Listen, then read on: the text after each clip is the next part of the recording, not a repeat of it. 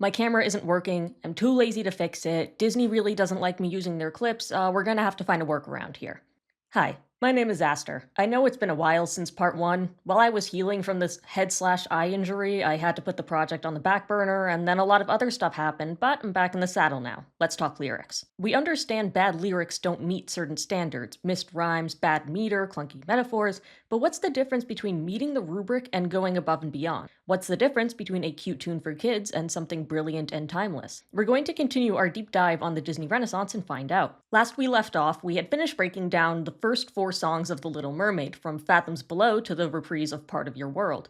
With Ariel's resolve solidified, she finds herself in the lair of Ursula the Sea Witch to make a deal with the devil. Poor Unfortunate Souls mixes the sinister with the playful, an archetype that, when done well, is nearly impossible not to love. While I said in the last video I wouldn't discuss much about composition, I have to point it out here for the sake of setting the mood.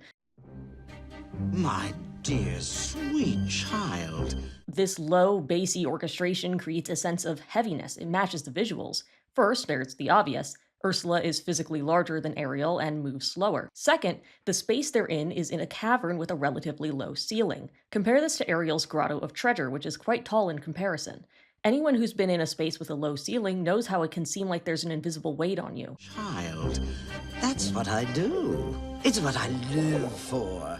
This instrumentation puts us in Ariel's shoes as she anxiously puts herself in such a precarious situation. As is often the case, introductory dialogue sets the stage. The best word I could use to describe Ursula's tone is smarmy. Really, really smarmy. When I was little, I used to wonder how Ariel didn't see through Ursula's ruse just on tone, but it is a kid's movie and I did pick up on it as a kid. Baby's first dramatic irony. To help unfortunate merfolk like yourself. Check this out, we have a split title drop. Poor souls with no one else to turn to. Unfortunate merfolk and poor souls. The phrase has been split between 2 sentences, so it's there, but there's a bit more opportunity to set up and fill the sequence without being incredibly obvious.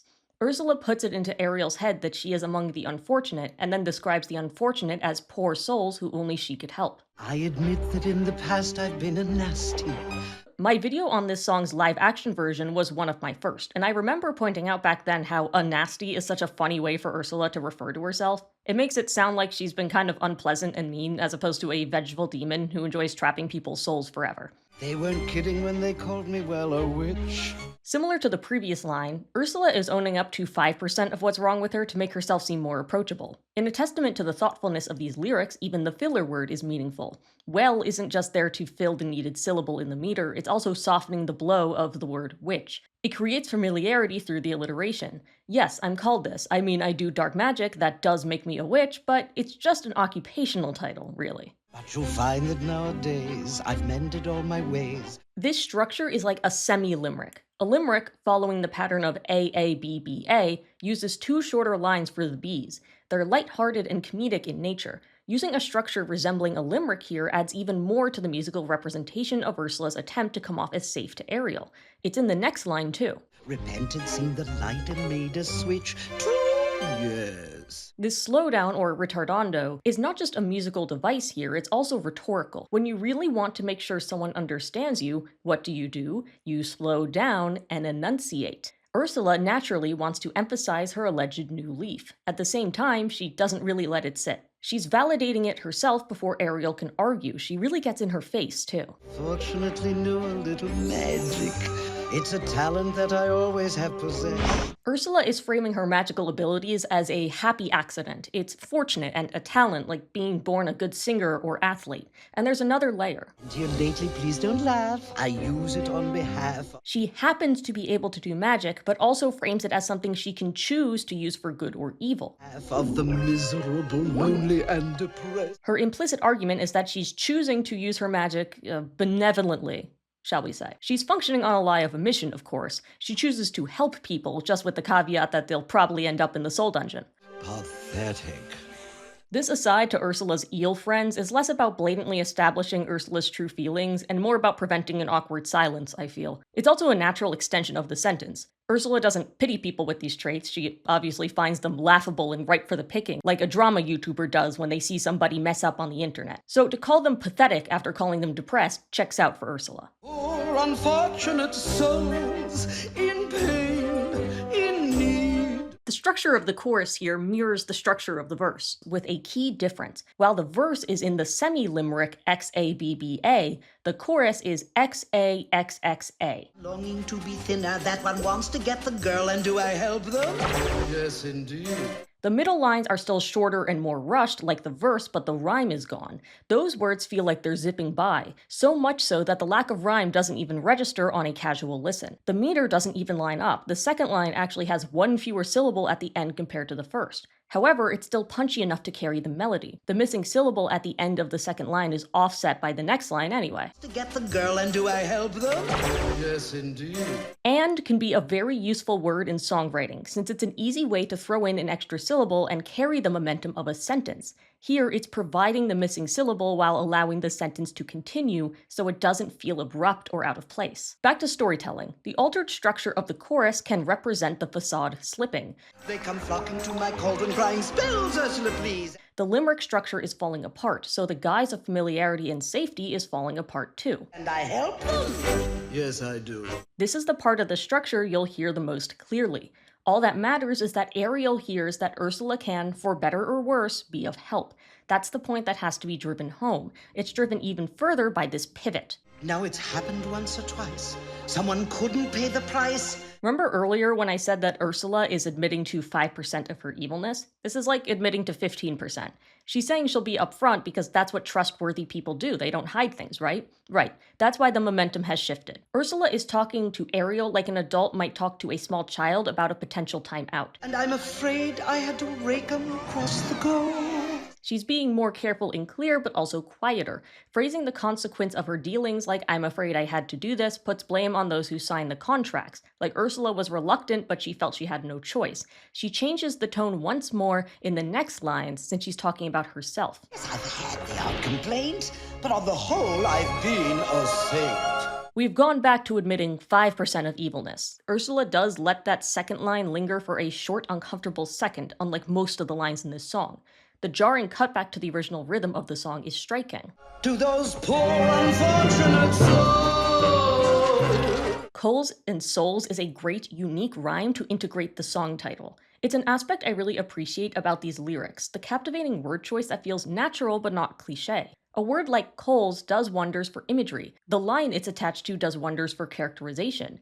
It's like writing regular dialogue. Designating specific language use to each character creates a lively, distinct cast. And the imagery behind coals is apparent. We think of coals, we think of fire, we think of damnation. Into the dialogue break. For the most part, it's expository. Ursula sets up the terms of the deal. What I actually find interesting during this break is Ariel's line here. If I become human, I'll never be with my father or sisters again. For Ariel, this is a very humanizing sentiment. Despite the grief her family has caused her, she still recognizes that they're important and care about her. While going on land means achieving her vague dream of being where she belongs, it also means leaving the relative safety and familiarity of her home. It's easy to see Ariel's predicament as black and white. She doesn't fit in, her family's mean, she wants to leave.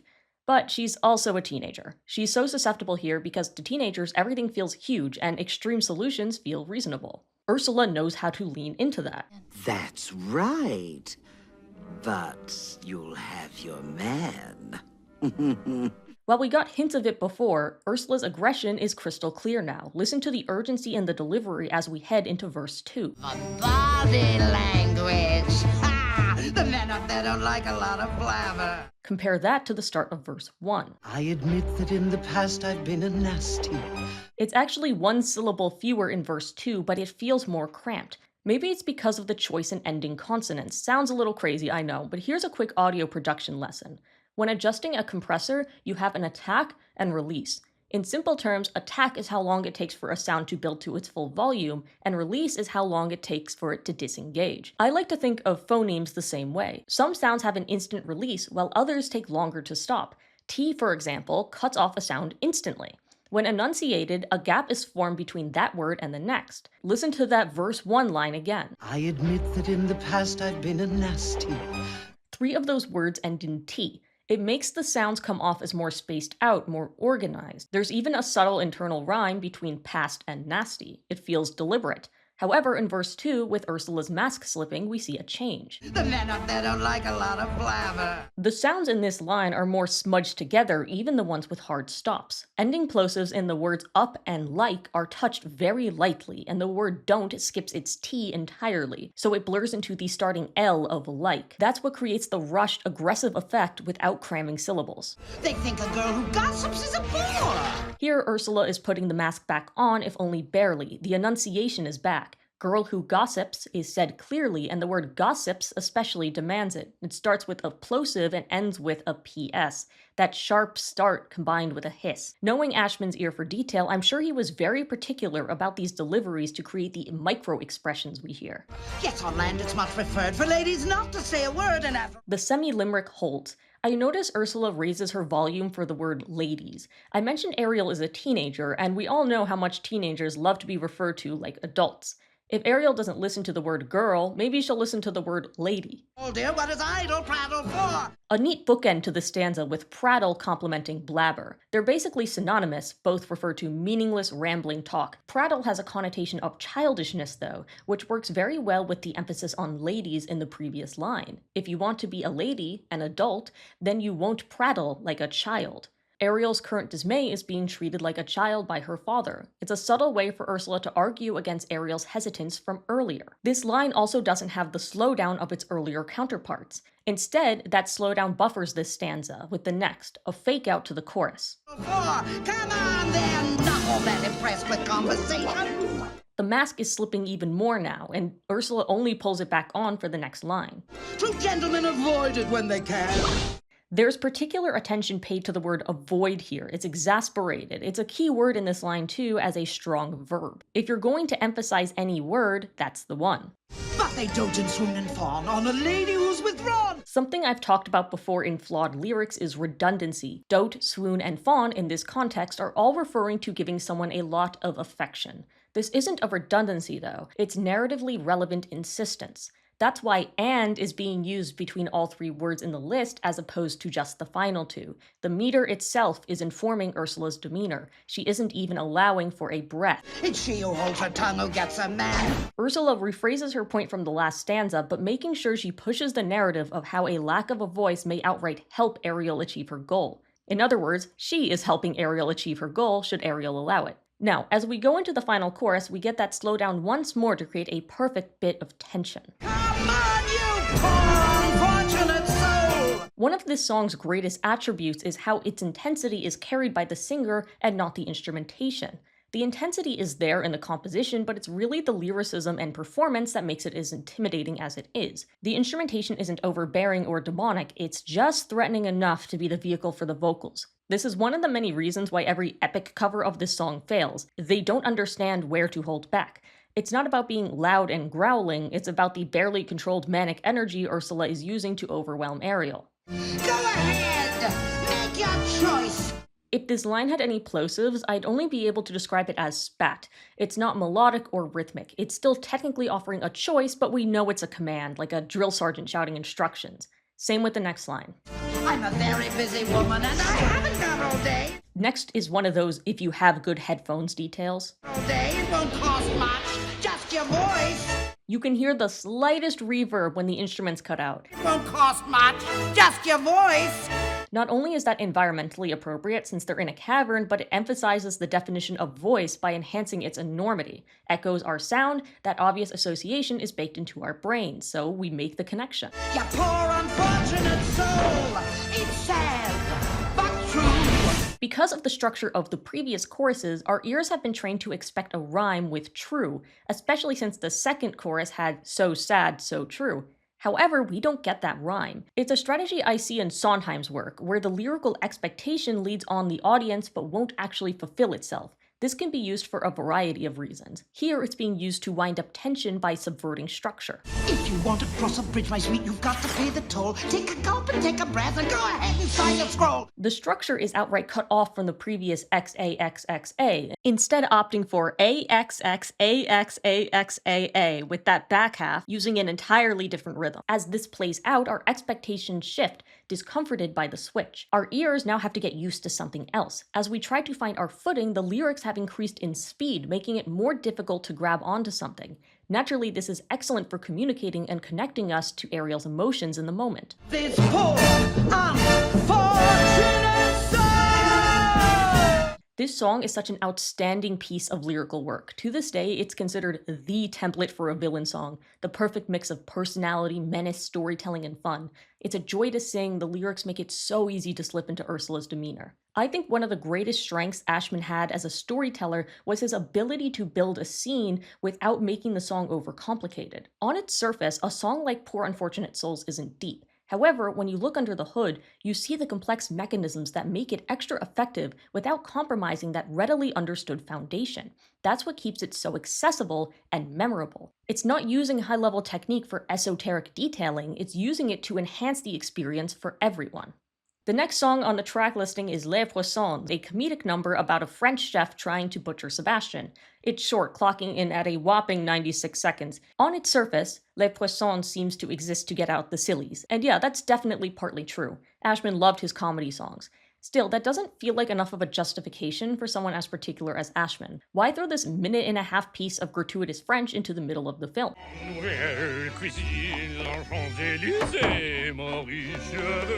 Well, it's less about the song and more about the scene it's attached to. I'd argue it's not even worth getting into the particulars of the lyrics. It's more about Sebastian. Sebastian, the crab who rolled his eyes at Ariel's dream and had a whole musical number trying to convince her to stay underwater, is literally risking his life to keep watch on Ariel.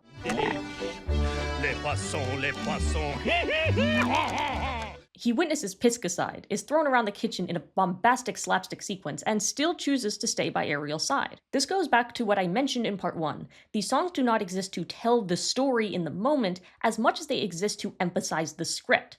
The reason I'm not going over the lyrics of this song is because they aren't relevant compared to the visual chaos the song is scoring. The lyrics are clever, yes, but there are better ways to spend this video than me going, "That was a fun rhyme." Sebastian's arc is actually concluded on the next song, Kiss the Girl.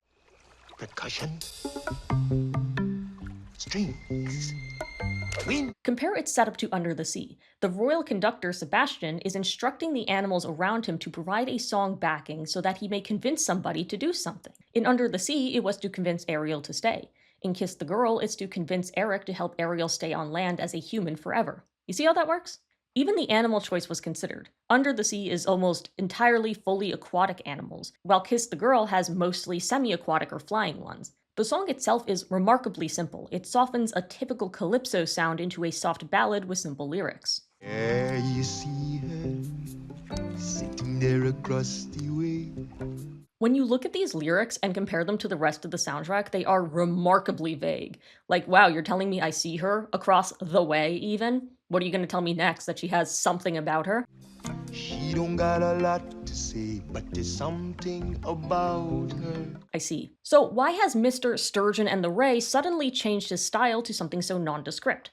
There's two reasons. First, spectacle did not pan out for Sebastian the last time he tried. Second, suggestion is a tricky game. One way to win is to make the person feel like they came up with the idea themselves. You say there's something about her, and the person starts filling in what that something is on their own. It's the same mechanism a lot of pop songs use to connect with their audience, just taken to a more literal and practical level. Pop songs often focus on feeling over descriptive storytelling, so over-specific lyrics were considered off-putting before the 2010s. But even pop songs aren't usually this vague. Know why, but you're dying to try. You wanna kiss the girl.